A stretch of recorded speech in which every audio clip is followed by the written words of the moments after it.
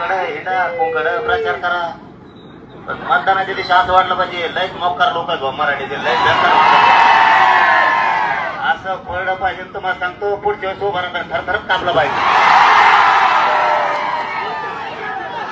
आपले पाहुणे रावळे सगळे कचाकच जागे करा. आता 2-4 दिवस मोबाईल सुरू ठेवा. नुसत्या पाहुण्याला फोन लावायचे म्हणायचंच नाही जेवला का काही झाला का काढा देऊ पैसे तिकडे. मतदान सांगायचं त्याला मतदान एक शिक्का हाण. मी सांगितलं कोणाला हाणा म्हणून. लोकसभेला काय सांगितलं होतं कोणाला पाडा कोणाला निवडून आणा. आता विधानसभेला मी तेच सांगितलं कोणाला पाडा कोणाला निवडून आणा. मराठा समाज हा बंधनमुक्त केला नाही पण पाडताना असा पाडा पुढच्या वेळेस नकोच म्हणला पाहिजे. आरक्षणाचा विषय तर मी द्या ते खंबेरे मी तुमच्यासाठी जीव द्यायला तयार झालेलो त्याची काळजी